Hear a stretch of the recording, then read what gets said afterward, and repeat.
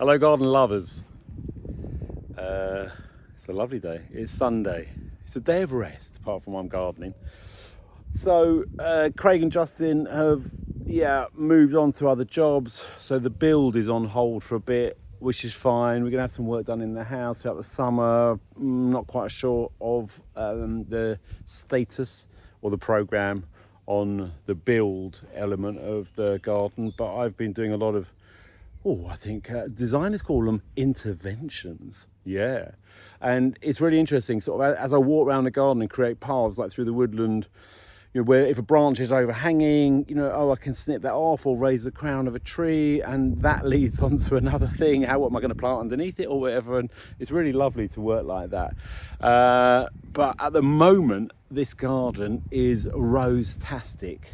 Honestly, the roses here, the roses I've inherited from Charlie, thank you Charlie, are absolutely incredible. You can see behind me, there's just a couple of them. We've been cutting them, bringing them in the house. Most of them are scented. We've been giving bunches away to friends. A deer has been coming in.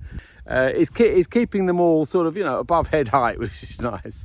They love roses and they're eating the ones at the bottom. Which is fine by me. This garden's sort of for everybody, and at the moment I'm not growing any veggies, but I might have to fence it off. But at the moment me and the deer are getting on fine. It's a beautiful thing. But behind me, I haven't really shown you this bed. This is over to one side, behind where all the veggie beds were, and it's really lovely. It's sort of a little bit out of control, to be honest. It's got what we would call weeds in there. But it's also got roses towards the back. There's Cicericium that's seeded itself around. There's some lovely little pink geraniums there. There's the stachys as well, the soft lamb's ears. And it's really looking beautiful. Really gorgeous. And I think it's the way I'm going to have to garden.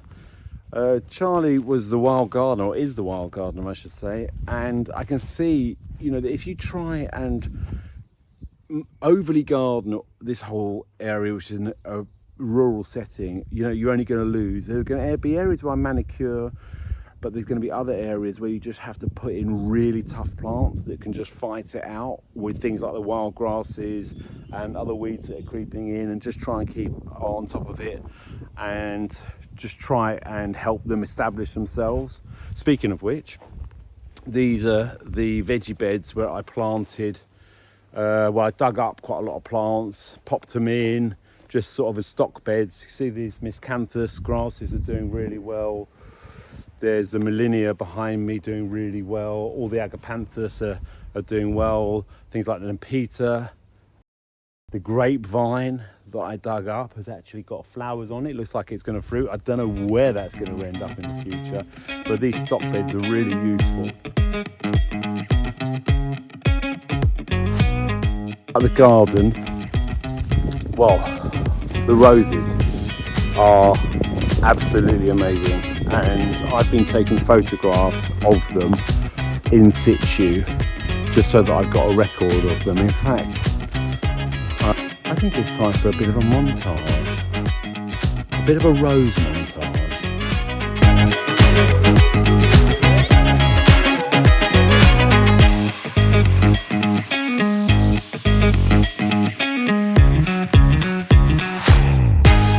There you go, rose-tastic, really beautiful.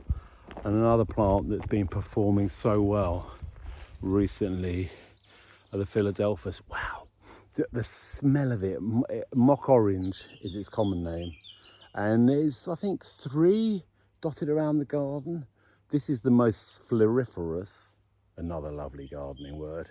It's absolutely covered in flower, and its scent is, well, you don't even need to get close to get a whiff. It's so powerful, it fills this whole space, and then in the evening that fragrance seems to get even stronger, and it's lovely. I'm going to head over to another rose here, because this is the one that I pruned hard back, that had that big knobbly bit on it, which I've still got somewhere. I'm going to do something. Oh no, I've been distracted. Here's another plant that's just coming out. Every day there's something new here. This is a lovely jasmine, and it's covered in bud. I think it's called clotted cream. I love the smell of jasmine. But jasmine officinalis, the white jasmine, is quite rampant. You know, it sort of takes over. It's a big plant. Here, this is growing through this rose, Rosa-Banksia lutea. This jasmine is just coming into flower now, and closet cream is pretty well behaved. It gets about 3 meters by 3 meters, so it's perfect. I love that soft yellow.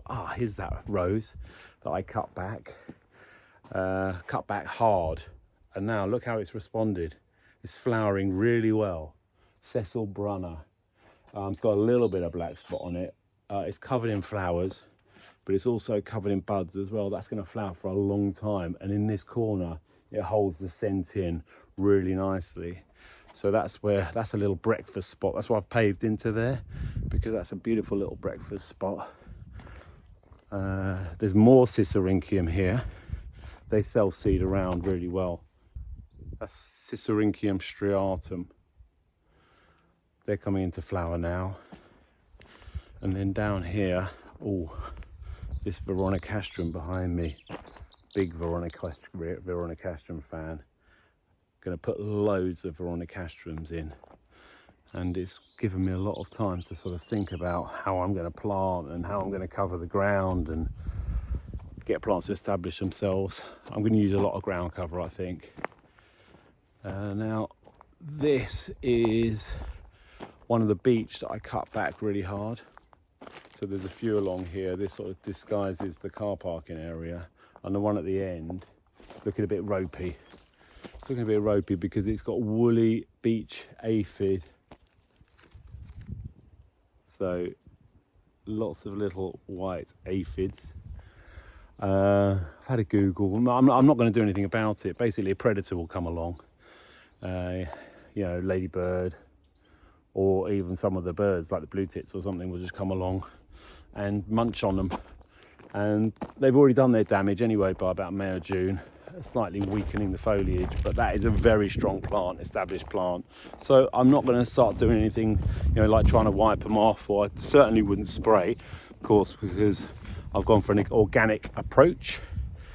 And down here, I've mown a couple of paths through the woodland area here.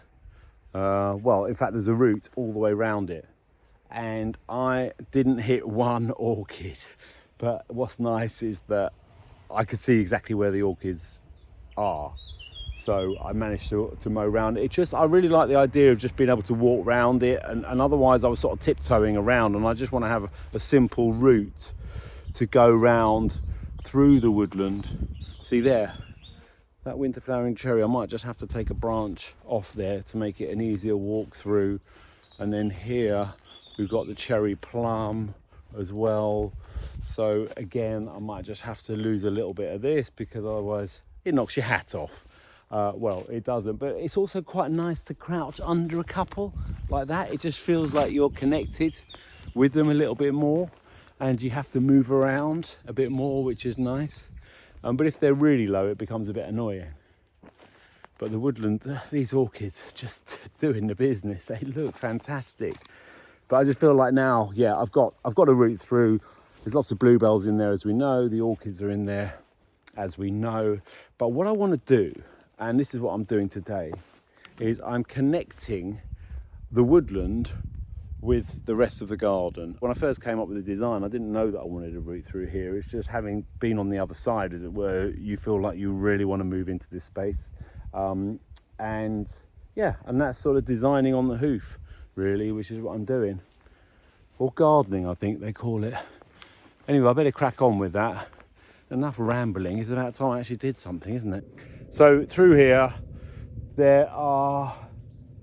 What are there? There's quite a few things. Well, there's a nice agapanthus over there. I'll move that. I'll move the nice agapanthus. But otherwise, it's things like the camasias, and that's just about it. And I'm just going to mow through here. But the one thing that, I really want to save are the Nectaroscordums. And yeah, it's actually quite a good time to dig them up, because their foliage has died back now. Seed heads are drying on the top. I can see exactly where they are, which is really important. Because otherwise I'll just be mowing through here, and if I just keep mowing, I'll mow them out and they won't come back again. But if I go into the wheelbarrow, you can see here I've dug up, well, sort of big lumps of them.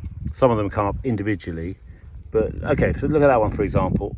That one I know is flowered because it's still got the seed head on it. If I trace it back down from the stem, I can see it's the big one that's flowered, and then from that we've got little offsets that are going to end up in a year or two, maybe in a year like that, maybe in a couple of years like that, and maybe, so I reckon maybe 3 years to get from those little offsets. But obviously once they're happy, they just clump up really nicely, and they also seed as well. So I'm going to leave these seed heads on there, and they will seed around, and those seeds will take even longer to grow into a flowering plant. But it's just really nice to have them. And yeah, someone's saying that their Nectaroscordums get really leggy. So you want to be able to just go through here between these two trees. You want to be able to just walk through here into the woodland and see all its beauty. Anyway, I digress. What was I talking about? Oh yeah, okay, so if they someone's saying that they grow but then they flop over, and I'm guessing they might not be planted deeply enough. If they've just been planted recently, they might not be planted deeply enough, or that they've been overfed. You know, too many chips. They don't like chips. No, too much nitrogen possibly. So you get a lot of leaf growth, and you get a lot of sort of stem growth. Too much. It's sort of, you know, too rich, too much greenery, and actually they like quite poor drainage. And they're meant to like really sandy soils, but here they seem to really like the clay actually as well. I just hope I can keep them going, having moved them. But even if I don't, I'm still leaving quite a few in here, so we'll see. What you got? Greenfly? Yes, a little. Yes, no, you got a little caterpillar there, have you? Are you showing off now? A little green caterpillar. Hey, I tell you what, I've got some woolly beech aphid over there. Why don't you go and get some of that? Maybe if I work in that area, it'll lead you to it.